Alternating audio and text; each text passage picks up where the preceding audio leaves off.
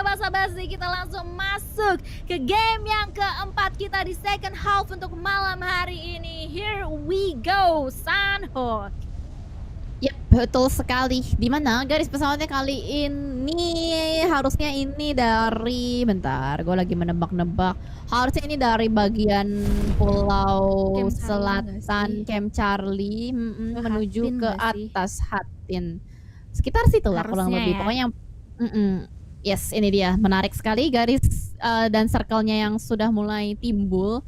Condong ke arah utara juga, berarti mungkin bakal ada tim atau player yang menggunakan jalur air kembali, karena biasanya tuh kalau misalkan circle-nya mengarah-ngarah ke atas banget atau nggak ke selatan banget, biasanya bakal ada yang melakukan rotasi out of the box. Tapi ternyata duel sudah terjadi kali ini antara Dewa United dan juga Gfam, di mana Dedila masih sibuk aja mencari lootingan-lootingan tambahan lagi, belum mau langsung ikut fight. Sementara kalau kita lihat teman-teman dari tim Dewa United itu juga sudah bertumbangan satu persatu, Dona.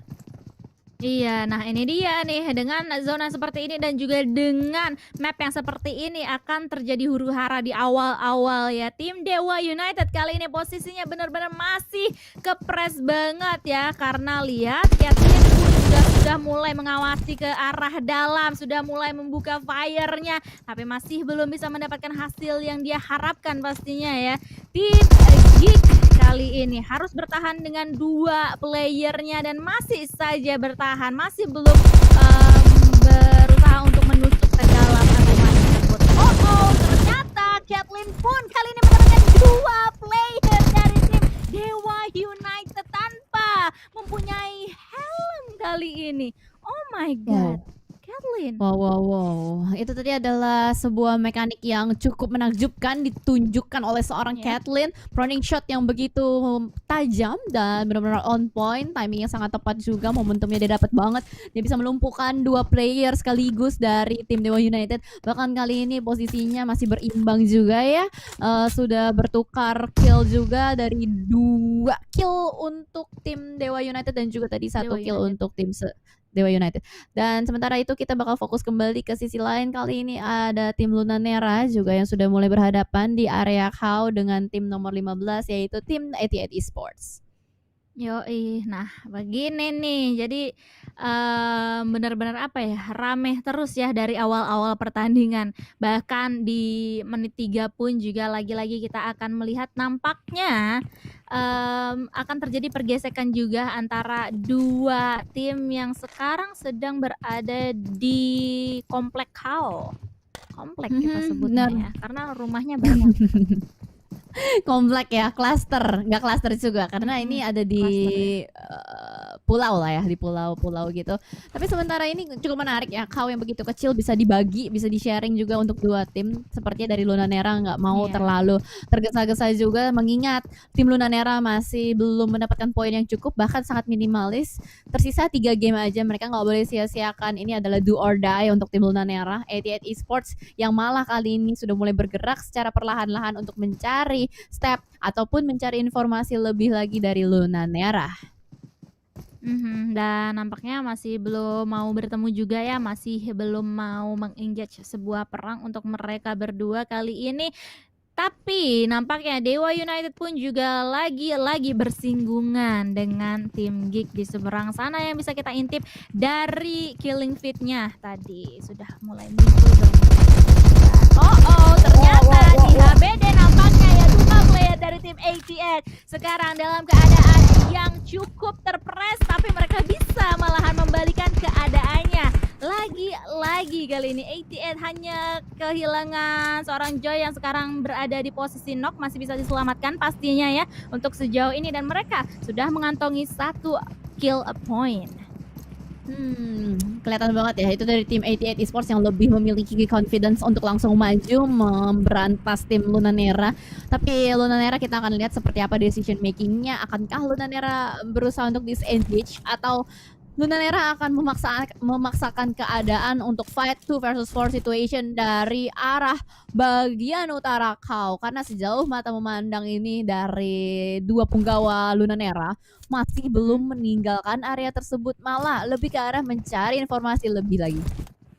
Iya, masih nungguin ya. Tapi kayaknya mereka pun mau kabur dari situ harus cari cara gitu kan. Gimana caranya mereka sedikit demi sedikit mundur perlahan-lahan gitu. Sementara itu tim 88 pun kayaknya nggak mau membiarkan mereka mundur gitu. Karena mereka pun juga sedikit demi sedikit maju gitu. Mencari informasi di manakah posisi-posisi dari tim Lunanera. And that's it. Satu firing juga sudah mulai dibuka. Seorang Chinonix juga sudah mulai mendapatkan beberapa damage tadi tapi masih bisa untuk diselamatkan. Sementara itu dari tim Lunanera, seorang Crazy tadi sudah mulai men-spot satu pergerakan yang dibangun oleh musuh-musuhnya di seberang sana. Itu membuka informasi banget untuk seorang Crazy yang sekarang malahan harus dipulangkan ke arah lobby, meninggalkan dua rekan dari tim Lunanera harus menghadapi 88 kali ini.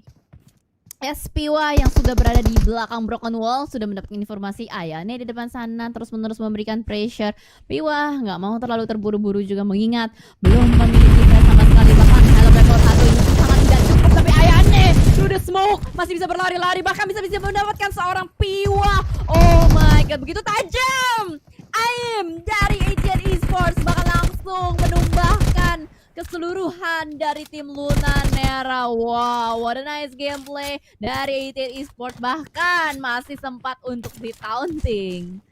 Wah, ini disaster banget pastinya ya untuk tim Lunanera. Mereka menjadi tim kalau nggak salah kedua yang pulang ke arah lobby di sini ya, tanpa mendapatkan poin sama sekali. Dan mengingat mereka 3 game juga tidak mendapatkan poin, ini pastinya menjadi pukulan berat untuk mereka semuanya. Dan dengan war tersebut, ini juga berarti menjadi kemenangan besar untuk tim 88 karena mereka sudah meratakan satu squad full, satu tim full, dan mereka mengantongi 4 total kill point saat ini tanpa kehilangan satu player pun dari sisi mereka sendiri dari tim 88.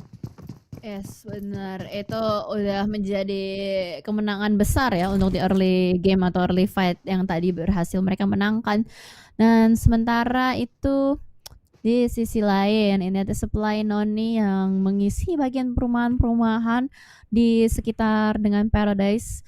Dan yang gue suka adalah dari Hero Esports 2.0 ini mereka menyediakan kamera facecam dari sisi player, jadi kita bisa ngelihat seperti apa mereka bermain dan seperti apa muka tegang mereka ketika sedang bermain di map Sunhawk, Erangel dan juga Miramar.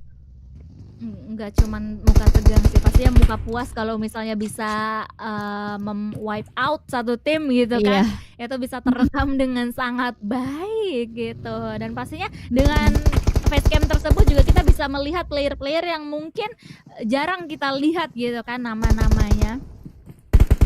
Bener banget. Tapi ternyata kali ini juga dari Victim cukup menarik. Mereka sudah berdekatan dengan Beletron. Yang sedari tadi Beletron menempati rumah ini, tapi dari Victim kita akan lihat seperti apa decision makingnya. Entah mereka akan berusaha untuk nge-retake atau hanya sekedar menculik aja player-player dari Beletron. Karena kalau untuk di Sunhawk itu sendiri, kalau kita mau nge-retake sebuah compound itu agak cukup sulit ketika kita minim informasi. Balik lagi, compound-compound di Sunhawk itu agak sedikit tricky. Ada beberapa blind spot yang bisa dijaga dari player di dalam compound. Tapi kita akan melihat seperti apa karena dari Kira duluan nih yang udah dapetin informasi atas player Victim. Itu dia terspot di depan sana, tapi timing sayang sekali karena Seana keluar masuk dari batu seperti sebuah kepiting. Dan itu dia dari Kira mendapatkan informasi yang cukup berharga untuk tim Beletron. Kayaknya kayak umang-umang ya daripada kepiting. Kayaknya agak susah ya buat keluar masuk, Bu, karena umang-umang kan lebih kecil badannya gitu kan. Jadi kita oke. Ya, balik lagi, masih mau fokus lagi ke arah tim Victim dan juga tim Beletron kali ini. Kalaupun misalnya tim Victim mau disengage perang tersebut, kayak ya udahlah mundur lah gitu, sebenarnya masih bisa juga ya, tapi kayaknya masih belum terlihat bau-bau mereka mau disengage gitu karena mereka masih nolak banget angle ke arah tim Beletron. Dan sementara itu langsung saja terjadi huru hara, mungkin ya terjadi threat damage antara dua player dari tim Beletron dan juga Adek Manis kali ini yang benar-benar ke spot dan juga langsung saja di knockdown. Kayaknya gak lama dikonfirm menjadi sebuah kill untuk tim Beletron Ace, tapi masih mau ditunggu dan masih mau ditunggu untuk bleeding out begitu saja. Sementara itu rekan-rekan yang lainnya dari tim victim pun masih mau mencoba untuk menyelamatkan dirinya sendiri dari adik manis sendiri. Yes, dan kokangan granat dari Babila. Oh no, lagi nge-revive splash damage. Ini dia kokangan granat yang kedua dari Babila. Kalau connect, ini harusnya akan menumbangkan kembali seorang ade manis. Yes, betul sekali. Baru saja selesai di-revive karena terlalu tajam serpihan dari granat membuat victim tertekan. Dua player tumbang kali ini. Babila begitu tajam. Light Pressure untuk kembali dilontarkan. Roses masih bertahan di belakang sana tapi low banget darahnya, udah merah dan Babila tingkat kepercayaan dirinya langsung meninggi, mencari kembali player-player DBS sudah mulai dikokang, memberikan pressure dan tekanan begitu tajam. Pinky masih berusaha masuk keluar mencari lagi player-player dari Beletron, tapi ternyata dari sisi lain ada backup fire dari tim Beletron. Ini bakal sulit banget untuk victim karena sedari tadi Pinky masih berusaha untuk mengulur waktu, ada masih berhasil untuk di-revive Babila.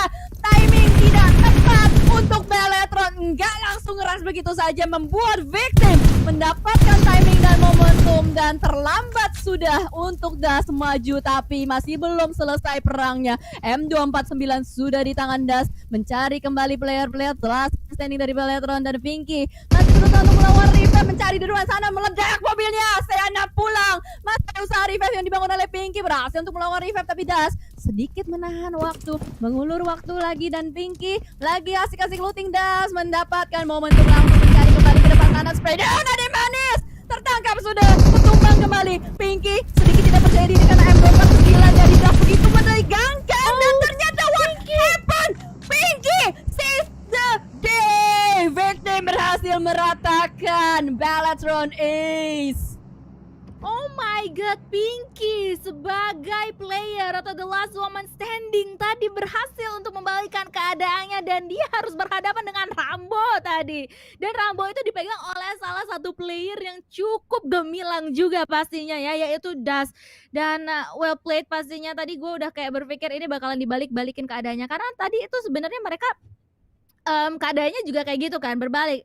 Ada satu momen di mana Beletron yang unggul gitu, terus dibalikin oleh tim victim gitu kan, terus dibalikin lagi. Sementara itu dan langsung saja Pinky mengakhiri perjalanan dari tim Beletron Ace di posisi yang ke-15. Gila itu intens banget fight-nya. Iya, antara victim sama Beletron, cuman gak kelar-kelar.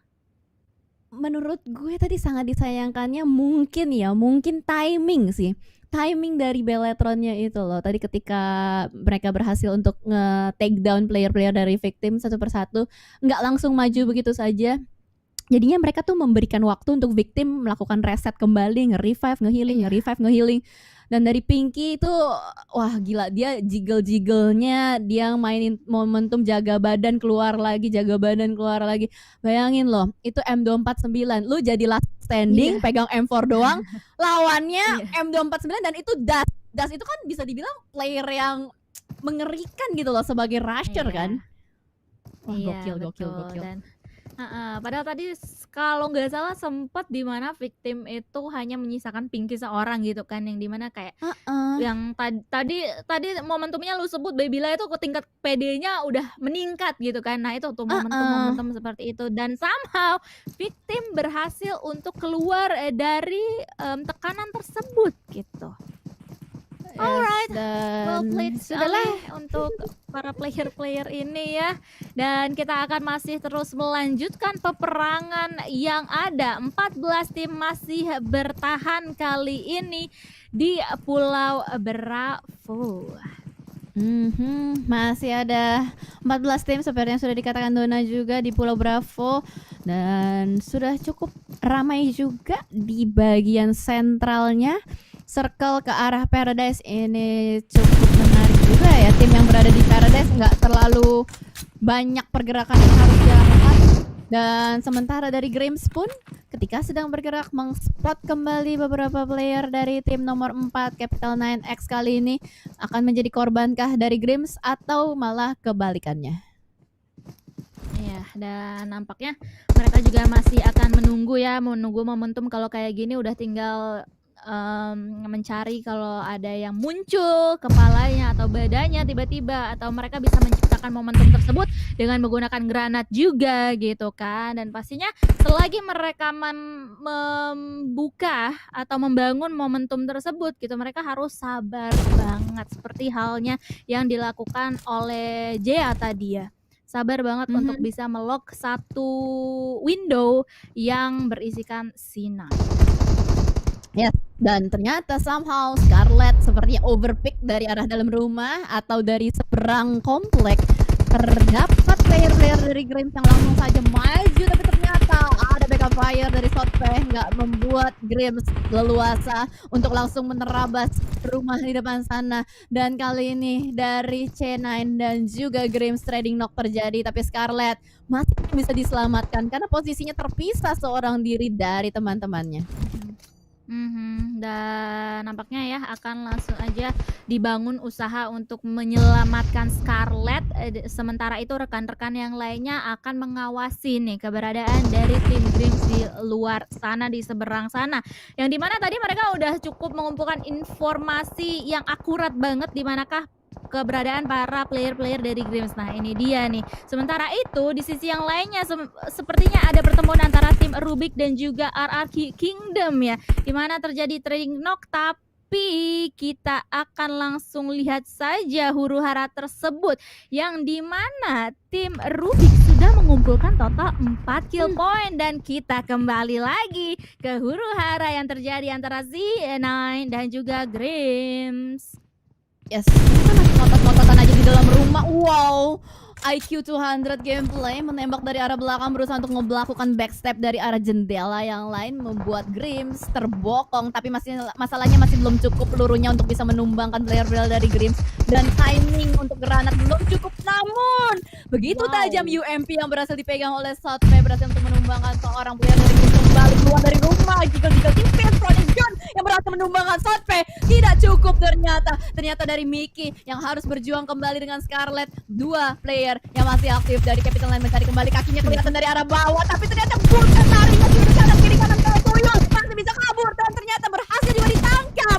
Mickey menjaga di bagian luar rumah dan Scarlet menjaga di bagian dalam rumah. Terspot kembali itu ada Jesse dari tim Grims dan reload sedikit dari seorang Scarlet, memainkan momen. Dia tahu posisi itu ada di mana, dia tahu musuh-musuh di mana. Jangan keluar jendela itu bakal ada animasi, tapi Scarlet harus bertahan dalam keluar jauh karena depan. Sayang sekali malah Jesse yang berhasil untuk mendapatkan player tersebut, tapi ternyata untung masih ada Mickey save the day untuk Capital 9. Yes, dan masih bisa untuk menyelamatkan rekan-rekan yang lainnya tadi ya. Alright, what a play. Dan sekarang masih menyisakan 12 tim untuk bisa mendapatkan winner chicken dinner kali ini. Sementara itu kita akan melihat rotasi yang akan dibangun oleh tim Alter Ego Dion yang sudah mulai terkena beberapa damage dari seberang sana nampaknya ya. Sekali lagi dari tim One Uno kah? Yes, One Uno ya, dari tim nomor 14 kita. Nah ini dia, sudah mulai langsung saja dilemparkan granat-granat guna untuk membangun momentum untuk bisa meratakan tim Alter Ego sepertinya ya. Tapi langsung saja mereka masih mau trading damage, trading tembakan antara kedua tim ini.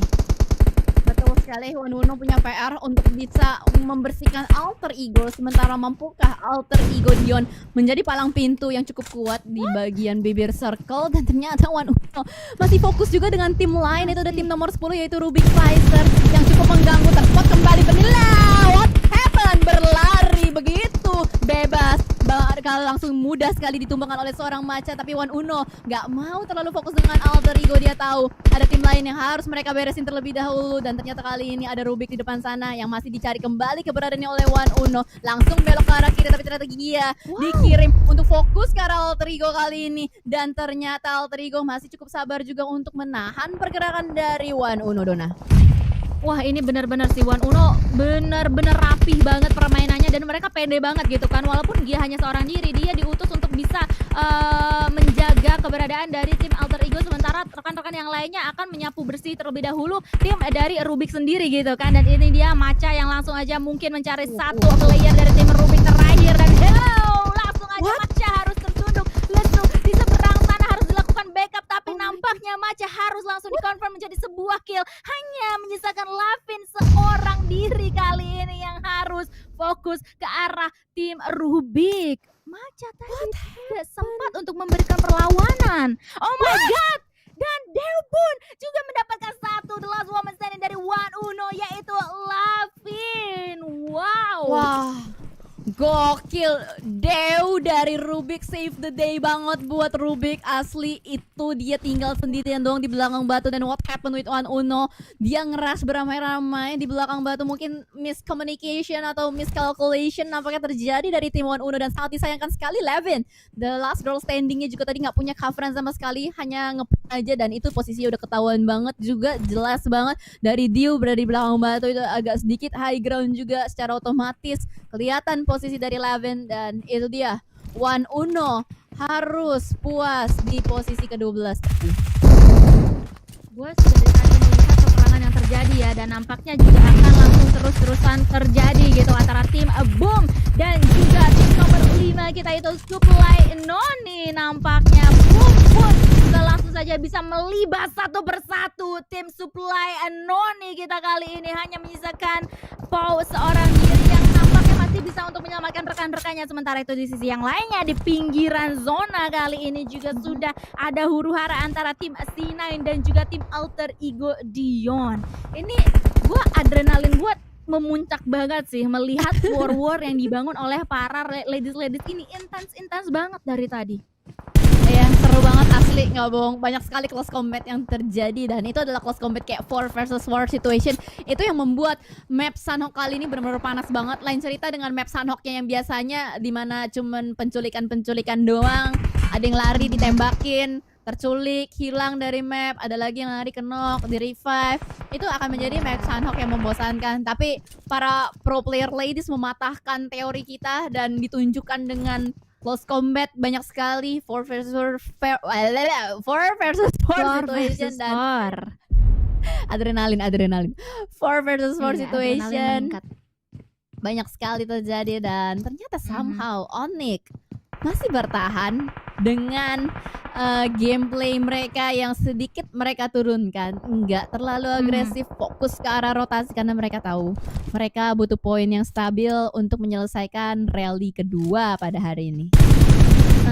Dan nampaknya ya langsung saja Vin juga akan langsung melock angle-nya ke arah seberang sana, di mana ada beberapa player dari tim GPX juga ya, dengan M4x4-nya juga masih di lock aja angle ke seberang sana. Dan satu persatu pun Alter Ego dan juga C9 pun juga bertemu pun juga dengan tim 88. Ini benar-benar terjadi pertemuan yang masif banget antara player-player kita ini. Dan Alter Ego Dion somehow dengan 5 kill point yang sudah mereka kantongi, mereka masih bisa selamat di antara peperangan tersebut. Yes, betul. Ini adalah wujud dari survival Alter Ego untuk membalaskan dendam mereka dari putaran pertama yang tadi. Tapi ternyata baru dibahas, Milo harus ter-take down terlebih dahulu. Masih bisa diselamatkan nampaknya, tapi ternyata dari Vepar berusaha untuk maju, untuk melakukan cover terhadap temannya di depan sana. Ada tim nomor 2 Onyx Glory yang sedari tadi bertengger di rumah. Ada kokongan granat juga yang dilontarkan. Bahkan kali ini dari Milo harusnya masih bisa diselamatkan. Circle mantul kembali ke arah depan, dan ternyata ada GPX yang mengganggu pergerakan antara kedua tim ini. Alter Ego dan juga Onyx menembaki dari kejauhan. Ada counter shoot juga yang dibangun. Ada beberapa setup smoke sudah mulai dibuka. Wow, what a nice nade! Masuk dan connect, menumbangkan seorang Lin dari Onyx Real. Yes, dan menyisakan 2 player aktif aja dari tim Alter Ego. Sementara itu Gea juga sudah menerima beberapa pressure dari sisi yang lainnya, karena 3 tim ladies kita ini masih bertahan sejauh ini. Alter Ego, Onyx dan juga GPX ingin berebut tahta winner chicken dinner di game keempat kita kali ini. Sementara Riel bisa mendapatkan 1 orang lagi tambahan nampaknya ya dari sisi tim Alter Ego. Satu persatu dikonfirm menjadi sebuah kill point, dan ini menjadi momentum untuk tim GPX masuk ke dalam zona. Wah, apakah akan terjadi back to back WWCD untuk GPX sebagaimana tadi 1UNO berhasil dapatkan? Karena Alter Ego kali ini benar-benar kepinch banget, susah banget ke spot kembali. Tembakan begitu bebas berhasil dilontarkan dari seorang Angel untuk bisa mendapatkan player terakhir dari Alter Ego. Berarti kali ini 4 versus 3 situation antara GPX dan juga Onyx Glory. Player-player dari Onyx begitu percaya diri sudah mulai maju ke depan sana. Satu persatu player tumbang dan itu dia winner chicken dinner berhasil diamankan oleh Onyx Glory dengan total 6 kill. Winner chicken dinner sudah diamankan oleh tim Onyx Glory. Di game keempat ini mereka membuktikan stamina mereka. Mereka membuktikan permainan mereka yang ciamik. JT, Finn, Mute dan juga Riel benar